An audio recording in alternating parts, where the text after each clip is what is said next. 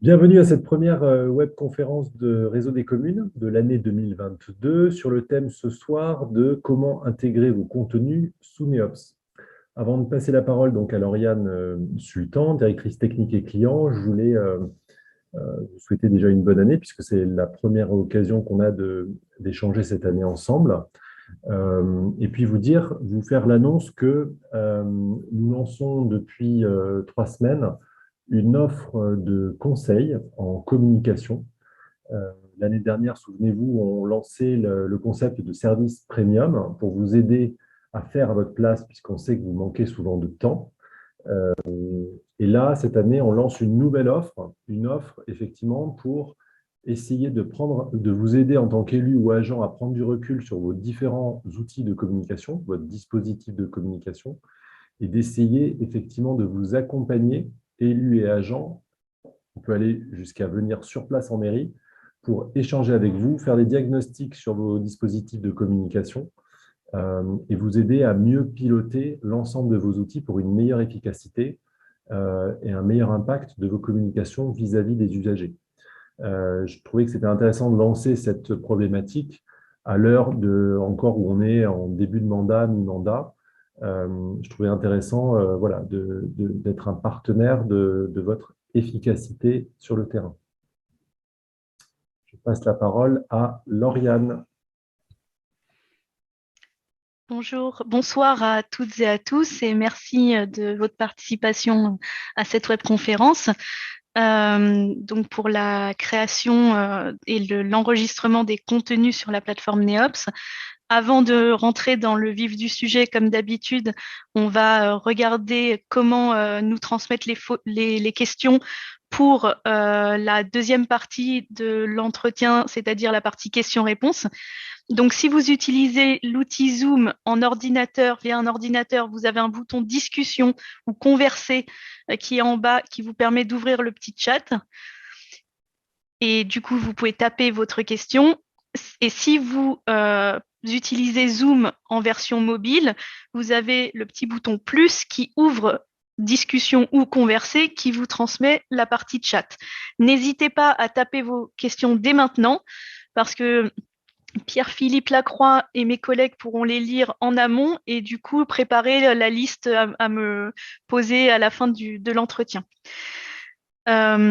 J'espère que le son est correct pour tout le monde et du coup, je vais tout de suite commencer la démonstration en partageant mon écran pour vous montrer comment procéder.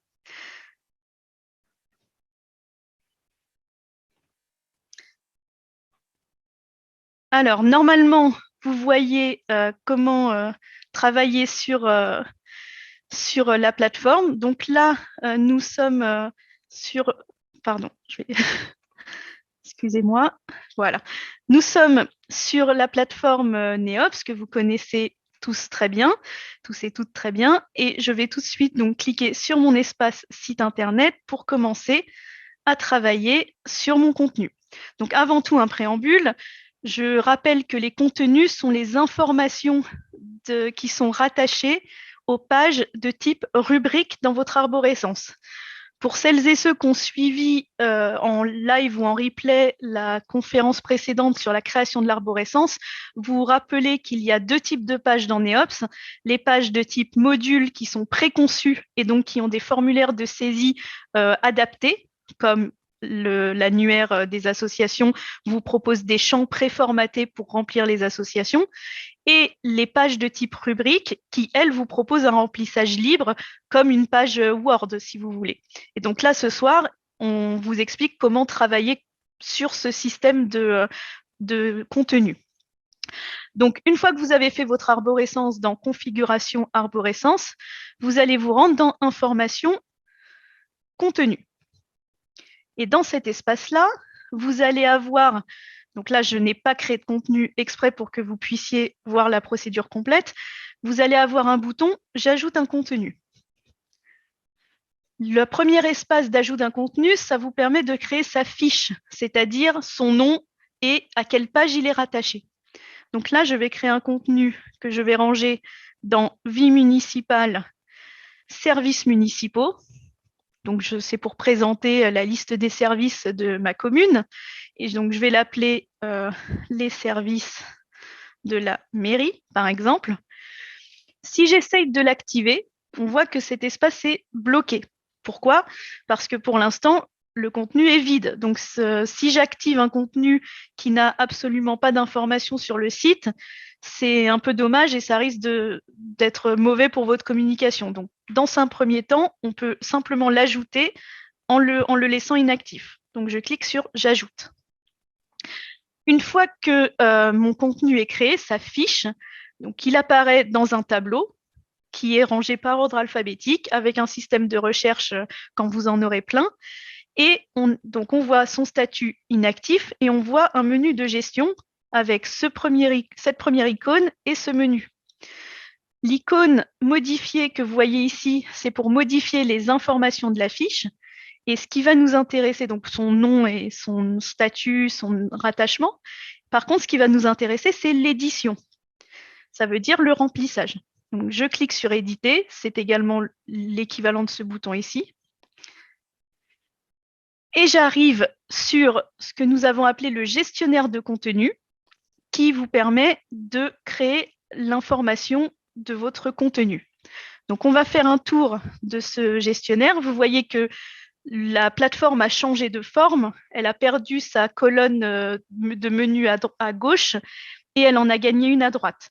Donc, pour celles et ceux qui ont vu la webconférence sur les maquettes, c'est le même format. Et le principe de nos gestionnaires est toujours de proposer dans la partie centrale, sur fond blanc, l'espace d'aperçu, et dans la partie droite, sur fond gris, les éléments de pilotage de l'information. Donc, quand c'était maquette, c'est dans cette partie droite que vous aviez les options de couleur, de fond d'écran, etc. Là, comme il s'agit d'un contenu, ce sont tous les types d'informations que vous allez pouvoir mettre en place dans ce contenu. Donc, pour remplir mon contenu, je vais déjà savoir sous quel format je veux le mettre en place. Donc, vous avez un système de colonnes, c'est-à-dire de formes d'affichage de l'information, comme dans un journal. Vous décidez si votre contenu il est sur toute la largeur de l'écran, sur deux colonnes qui occupent 50% chacune de la largeur de l'écran, deux colonnes mais qui ne sont pas égales, etc., etc. Vous voyez, dans la partie droite, on voit l'information qui défile. Donc, on va partir sur du simple pour cette présentation. Je vais faire en deux colonnes. Et je prends, j'appuie et je déplace dans la partie gauche. Et vous voyez que quand je veux le déplacer, je vois une ombre grise pour là où je peux le poser. Et si je le pose, je vois que j'ai un cadre qui représente ces colonnes qui ont été installées. Si je le souhaite, vous voyez, là, en pointillon, on le voit encore mieux. Si je le souhaite, je peux empiler des informations. Donc là, si je me dis, je veux que mon contenu, il ait un premier paragraphe qui occupe 100% de la page et ensuite un paragraphe qui occupe 50-50, je peux. Et vous voyez, ça va faire deux éléments qui s'empilent. Une fois que j'ai préparé mon cadrage, ce n'est pas obligatoire de le faire totalement en amont. Bien entendu, vous pouvez retravailler autant que vous voulez le cadre de votre contenu, mais l'idée, c'est que vous êtes forcément obligé d'utiliser ce cadre pour installer ensuite des informations à l'intérieur. Donc, une fois que vous avez mis en place vos blocs de contenu, on va passer aux informations. Et là, ce que vous trouvez dans la colonne de droite, c'est tous les types d'informations que vous pouvez glisser dans un contenu. Donc, on va les prendre un par un et bien entendu, on va faire la démonstration en utilisant quelques blocs. On va commencer par ce qu'on attend tous, c'est le texte. Donc, je souhaite mettre du texte dans mon contenu. Je vais aller sur ce petit élément où il y a écrit lorem ipsum, bloc standard de texte. Je vais appuyer dessus et pareil, faire un glisser-déposer dans ma colonne. Et comme tout à l'heure, si je peux le poser, une ombre grise s'affiche à gauche. Quand je le pose, on voit du texte lorem ipsum qui apparaît. Donc, pour celles et ceux qui ne connaissent pas ce texte un peu un peu lunaire, un peu ésotérique. C'est un texte de remplissage qui vient de l'imprimerie, qui permet de dire qu'à cet endroit, il y aura une information enregistrée. C'est encore utilisé pour faire du maquettage de journaux, par exemple. Et on l'a vu notamment aussi dans notre système de maquette, dans une webconférence précédente. Quand je clique ensuite avec mon curseur dans cet espace, je peux bien entendu supprimer le texte pour remplacer avec le mien. Donc, je vais dire bonjour en plein milieu. Je peux copier-coller du texte à partir de n'importe quelle source, donc un Word, un ancien site internet, un PDF. Il suffit que je fasse copier, CTRL-C et coller, CTRL-V, les raccourcis standards Windows ou pomme-C, pomme-V sur Apple. Je peux, bien entendu, grâce à cette barre d'outils type Word, mettre en gras, mettre en souligné, mettre de la couleur, encore de la couleur mais en fond. Vous voyez, je fais un petit festival, etc. Vous avez tout plein d'options, y compris pour celles et ceux qui le souhaitent, des emojis. Donc, on va mettre un emoji, voilà, dans mon texte. Je peux évidemment sauter des lignes, mettre des puces. Enfin, c'est vraiment un outil de traitement de texte tout à fait standard, gérer la taille du texte, etc. Si je souhaite mettre un autre type d'information, donc on va vouloir par exemple mettre une image. Je prends mon image et je vais la déplacer, donc par exemple dans cet espace-là. La différence avec le texte, c'est que ça ne met pas un texte préformaté type lorem ipsum, ça met une empreinte qui indique qu'une image se situe à cet endroit, dans la page. Et donc, si je souhaite ensuite aller chercher ma véritable image, puisque ça c'est une image standardisée qui ne sert pas dans l'absolu, j'ai un petit bouton quand je passe la souris sur cette empreinte qui permet d'afficher les paramètres. Donc, je clique sur le petit rouage. Vous voyez que la colonne à droite a été remplacée par tous les paramètres de l'image en question. Donc, je vais aller chercher mon image. Ça, c'est le gestionnaire de fichiers qui permet d'aller récupérer l'image sur mon site Neops. Je choisis une image qui s'appelle les élus. Et vous voyez, ça remplace directement en temps réel, dans la partie dédiée à l'image, la photo. Donc là, je trouve qu'elle est quand même assez grosse, 50% de la page.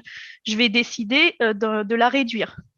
Hop, en temps réel, je vois que je peux réduire. C'est homothétique, comme on dit, c'est-à-dire que les proportions sont conservées quand on réduit l'image, la hauteur, la largeur. Et si je veux en faire un bouton, que ce soit cliquable, je peux également le faire via l'option qui est proposée. Donc là, par exemple, si je veux envoyer vers le site Réseau des communes, je vais taper réseaudescommunes.fr qui renvoie vers une nouvelle page. Et pour enregistrer, ce que je viens de faire, il suffit de faire un retour arrière avec la petite flèche en haut à droite. Je ne vais pas tester, comme je vous disais, toutes les options, je vais juste vous les exposer. Donc là, on parlait du texte, on vient de faire une image. Vous pouvez faire un diaporama d'image, c'est-à-dire une suite de photos qui défilent. Vous pouvez faire un bloc de pièces jointes. Donc ça, on va le déposer en face de mon image pour que vous puissiez le voir. J'ai glissé, j'ai déposé. Je passe ma souris dessus pour afficher les paramètres. Liste des pièces jointes. Je vais taper les PJ. Vous voyez, ça modifie le texte en temps réel. Et je vais aller chercher mon document joint, toujours dans mon gestionnaire de fichiers, qui serait l'organigramme des services. J'insère. Et donc là, ça permet d'aller récupérer mon document. Ça indique le titre du document tel que je l'ai enregistré sur Neops, le type de fichier et le poids, ce qui est une norme aujourd'hui d'accessibilité pour que tous les fichiers soient récupérables en temps réel. Je ferme. Donc, pour continuer dans les typologies potentielles dans le contenu, on peut également mettre une vidéo. Donc, l'intérêt de mettre une vidéo par rapport à un lien vers vers une vidéo qui serait hébergée en extérieur, c'est que vous pouvez, en un clic, taper donc l'adresse de votre vidéo qui est sur YouTube, sur Vimeo ou sur Dailymotion. Vous récupérez l'adresse URL, donc vous allez sur une de ces plateformes, vous récupérez le lien de la vidéo que vous voulez utiliser, même si elle ne vous appartient pas, ce n'est pas problématique. Vous l'insérez dans le petit système qui vous est proposé, donc à cet endroit-là, URL, et ça va incruster la vidéo directement dans votre page. Donc au lieu de devoir cliquer pour aller la lire en sortant du site, de façon tout à fait légale et sans aucun sous-entendu, vous pouvez intégrer des vidéos, soit qui vous appartiennent, soit qui appartiennent à d'autres auteurs dans votre site. Et bien entendu, si vous utilisez les vidéos qui appartiennent à d'autres auteurs, les clics et les vues arrivent chez eux. Donc, il n'y a vraiment pas de problématique à travailler comme ça. Si on continue dans la liste des éléments, vous allez en avoir deux derniers. Donc, code HTML, c'est un élément qui est pour des personnes qui sont un peu plus avancées en termes techniques et qui souhaitent utiliser des services qui viennent d'outils extérieurs. Par exemple, si vous souhaitez utiliser le module like de Facebook dans votre page pour dire abonnez-vous à la page de ma mairie sur mon site internet, ou la météo par un des services qui existent, par exemple Météo France. Tous ces outils-là vous permettent d'exporter un code HTML, c'est-à-dire un code d'affichage d'un site web, pour incruster dans le vôtre. Et en utilisant cet outil, ce petit module dans votre contenu, voilà, toujours pareil avec le système d'affichage, il vous suffit de copier-coller le code pour qu'il arrive en fait dans votre site internet. Alors, contrairement aux autres modules présentés auparavant, le code HTML pouvant présenter des problématiques de sécurité, il est contrôlé par l'outil automatiquement. Par exemple, s'il utilise un service qui est non sécurisé, non HTTPS, il va être refusé et vous aurez une information à ce sujet. Mais aujourd'hui, pour utiliser des services grand public, comme je viens de vous les exposer, vous n'aurez aucun problème à ce niveau-là. Il suffit toujours de trouver l'élément de partage. Vous aurez toujours, quand vous avez un élément de partage, la version HTML pour incruster dans le site. Et le dernier outil, ce sont les formulaires. Donc, c'est pour pouvoir ajouter un bouton sur votre contenu qui ouvrira un de vos formulaires de contact que vous avez créé dans Neops pour pouvoir contacter l'organisme souhaité. Par exemple, si je souhaite ajouter un formulaire de contact qui envoie un mail au secrétariat de ma mairie dans cette page, je vais ajouter, par exemple, ici mon bouton « Contacter par formulaire ». Je vais le paramétrer. Je vais pouvoir cliquer sur « Enfance jeunesse » et aller chercher mon formulaire « Demande d'accès à l'espace famille ». Donc ça, c'est un exemple, mais c'est tous les formulaires que vous pouvez créer à la volée dans votre espace gestionnaire de formulaires. Donc voilà, ça, c'est toutes les fonctionnalités que vous trouvez dans votre système de contenu. Et l'idée, c'est que vous pouvez les empiler, les ajouter à l'infini. Et c'est ce qui permet la diversité d'affichage de votre page comparé à un module qui est préformaté et qui a son intérêt, bien entendu, en termes de facilité de remplissage, en termes de fonctionnalités dédiées, par exemple la contribution ou le préaffichage le préformatage des fiches des associations, c'est très intéressant puisque ça vous permet de gagner un temps fou. Les contenus, ils ont cet autre intérêt d'être plus versatiles, d'apporter plus de créativité à vos pages. Une fois que vous avez du coup terminé d'enregistrer votre contenu, donc là j'ai gardé les 3 éléments principaux côte à côte, je vais enregistrer mon contenu. Donc, enregistrer, êtes-vous sûr de confirmer l'édition? Bien sûr, je suis sûre. Les modifications apportées au contenu ont bien été enregistrées. Je vais faire retour. Je confirme. Et là, je vais faire en sorte de l'activer, c'est-à-dire de pouvoir afficher ce que je viens d'enregistrer sur mon site internet. Donc, je vais retourner dans Modifier et non pas Éditer cette fois. Et là, vous voyez que la fonctionnalité d'activation est affichée. Et cette option, j'affiche le titre du contenu sur le site, ça permet d'éviter un doublon. Si votre page et votre contenu s'appellent tous les deux du même nom, par exemple, si j'avais appelé mon contenu services municipaux également, comme ma page, j'aurais pu dire non, je ne veux pas. Ça évite d'avoir 2 fois services municipaux. Là, vu que je l'ai appelé différemment, je vais garder l'affichage de mon titre et je modifie. Et donc, dernière étape, je vais visualiser l'affichage de mon contenu. Donc là, on arrive sur mon site que vous connaissez toutes et tous très bien désormais de démonstration. Je vais rentrer dans ma thématique vue municipale, ma page services municipaux. Et donc là, on retrouve mon super contenu avec mon texte en yaourt. Donc la partie texte qui est en 100% de la page, ma pièce jointe ici dans mon petit bloc dédié et ma photo en face. J'espère que ma présentation a été claire, pas trop rapide, et du coup, je vais passer à nouveau la parole à Pierre-Philippe pour qu'on puisse passer aux questions-réponses. Merci.